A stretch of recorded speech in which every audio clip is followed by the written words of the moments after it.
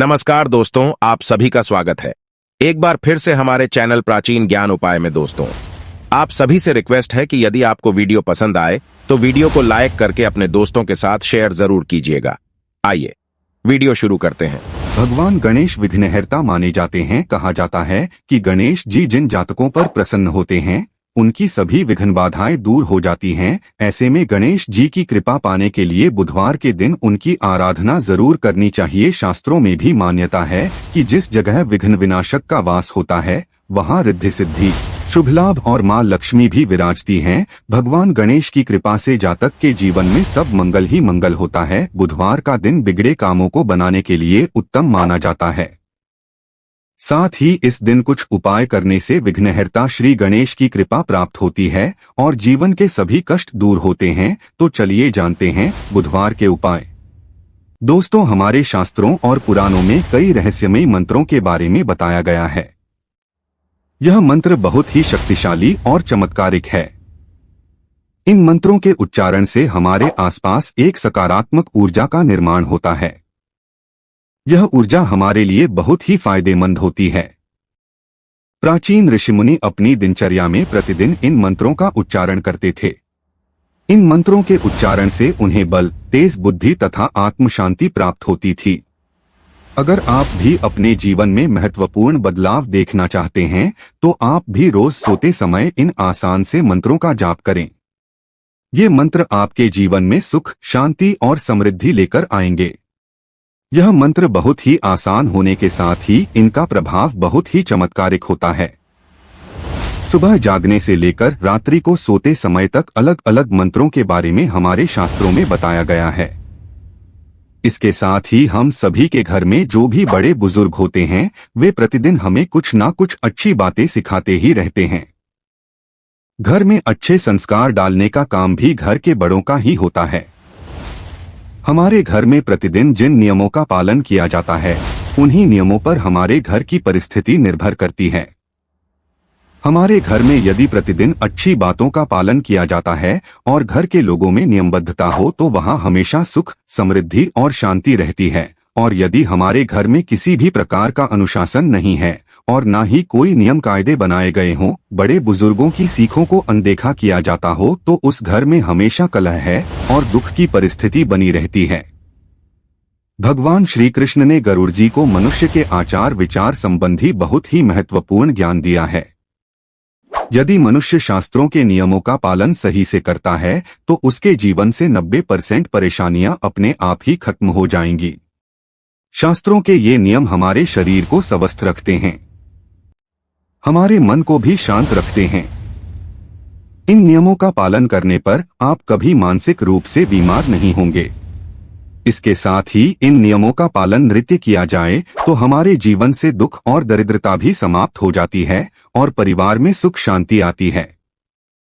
आज हम आपको ऐसे ही कुछ शास्त्रीय नियमों के बारे में बताने जा रहे हैं जिनका पालन बच्चों से लेकर बूढ़ों तक सभी को करना चाहिए।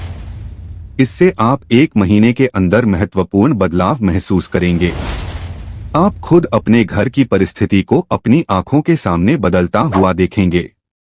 इन चमत्कारिक नियमों का प्रभाव ही ऐसा पड़ता है कि व्यक्ति ईश्वर के सानिध्य में चला जाता है और ईश्वर से जुड़ जाता है। तब उसके जीवन से सभी प्रकार के दुख खत्म हो जाते हैं। आइए जानते हैं उन महत्वपूर्ण नियमों के बारे में। दोस्तों, वैसे तो हमारे सभी धर्मशास्त्रों में प्रातःकाल सूर्योदय से पहले ही उठने के लिए सर्वोत्तम समय माना गया है, लेकिन आजकल की अनियमित दिनचर्या में यह असंभव सा लगता है। फिर भी हमें सुबह जितनी जल्दी संभव हो उतनी जल्दी उठने की कोशिश करनी चाहिए। आंख खुलते ही सर्वप्रथम ईश्वर का नाम लेना चाहिए और नित्य कर्म से निवृत्त होकर ईश्वर की पूजा आराधना से अपने दिन की शुरुआत करनी चाहिए। ऐसा करने से आपके तन और मन में नई चेतना और सकारात्मक ऊर्जा व्याप्त होती है जो दिन भर आपको अच्छी बातों की ओर प्रवृत्त करती है। यदि संभव हो तो सूर्योदय के समय सूर्य देवता को अर्घ्य जरूर दें। सूर्य देवता को अर्घ्य देने के साथ ही सूर्य नमस्कार करने की भी आदत डालें। सूर्य नमस्कार एक सर्वांगीण व्यायाम होने के साथ ही सूर्य देवता के प्रति अपनी कृतज्ञता व्यक्त करने का माध्यम भी है। सूर्य मंत्रों के साथ सूर्य नमस्कार करने से मानसिक प्रसन्नता और शांति मिलती है और साथ ही निरोगी काया और जीवन के प्रति उत्साह भी जागृत होता है। इसलिए प्रतिदिन सूर्योदय के समय सूर्य देवता को नमस्कार करने की आदत डालें। दोस्तों, कुछ पेड़ पौधों को ईश्वर का विशेष आशीर्वाद प्राप्त रहता है। ऐसे पेड़ पौधों की हमारी हिंदू संस्कृति में भगवान की तरह ही पूजा की जाती है। ऐसा ही एक अत्यंत पवित्र पौधा है तुलसी का पौधा। यह पवित्र पौधा हर हिंदू घर में होना ही चाहिए। शास्त्रों में कहा जाता है कि जिस घर में तुलसी वृंदावन नहीं है, वहां श्री हरि का वास भी नहीं है, और जहां श्री हरि का वास नहीं है, वहां लक्ष्मी जी का वास कैसे हो सकता है। तुलसी श्री कृष्ण की अत्यंत प्रिय सखी होती है। सुबह तुलसी को जल अर्पण करने से और कुछ समय तुलसी के पौधे के पास बैठने से अत्यंत शुद्ध और पवित्र हवा हर श्वास के साथ हमारे शरीर में प्रवेश करती है, जो हमें दिन भर सकारात्मक रहने में सहायता करती है। इसलिए देव पूजा और सूर्य उपासना के पश्चात तुलसी की भी पूजा करें। तुलसी की माला को भी गले में धारण करने से मन की शुद्धता और सात्विकता बढ़ती है, मनोबल बढ़ता है और आरोग्य प्राप्ति होती है। दोस्तों, हम अक्सर किसी पूजा पाठ के बाद या तीज त्योहार पर ही अपने माथे पर तिलक लगाते हैं, लेकिन हमारे शास्त्रों में प्रतिदिन माथे पर तिलक, कुमकुम, चंदन, केसर, हल्दी और भस्म लगाने का शास्त्रीय, तांत्रिक और वैज्ञानिक आधार पर महत्व बताया गया है। माथे के बीचों बीच इन सभी में से कोई एक भी चीज लगा लेने से व्यक्ति के मन की एकाग्रता बढ़ती है, मानसिक तनाव कम होता है, आध्यात्मिक शक्ति बढ़ती है, जिससे तन और मन में शुद्धता का अनुभव होता है और बुरी शक्तियां चाहकर भी हमारे आसपास नहीं आती है।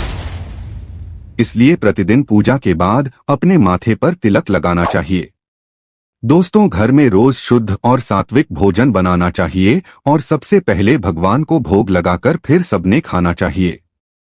हमेशा पहली रोटी गौ माता की और आखिरी रोटी कुत्ते की निकालनी चाहिए और उन्हें खिलाना भी चाहिए। संध्या काल में भी नियमित रूप से अपने पूजा स्थान पर दीपक अवश्य जलाएं। साथ ही संभव हो तो घर के सभी सदस्य मिलकर ईश्वर की उपासना करें और श्लोक, भजन या मंत्रोच्चार करें। भगवत गीता या रामायण जैसे पवित्र ग्रंथों का पठन करना भी श्रेष्ठ होता है। इससे घर का वातावरण सुखद और शुद्ध होता है और साथ ही घर के लोगों में सुसंस्कार भी जागृत होते हैं। शाम को तुलसी के पास भी दिया जलाए। घर की सारी नकारात्मकता चुटकियों में दूर हो जाती है। घर में नियमित रूप से छोटे ही सही लेकिन धार्मिक अनुष्ठान आयोजित करते रहे। इससे आपका पुण्य द्विगुणित हो जाता है। दोस्तों, जिस प्रकार हमें सुबह उठकर सबसे पहले ईश्वर का स्मरण करना चाहिए, उसी तरह रात्रि में सोने के पहले भी ईश्वर को स्मरण करके ही सोना चाहिए। हर अच्छी बात के लिए आभार प्रकट करना चाहिए और हर गलती की क्षमा मांगनी चाहिए। घर में रोज अपने बड़े बुजुर्गों को प्रणाम करने की आदत डालें और उनका बहुमूल्य आशीर्वाद की सौगात प्राप्त करें।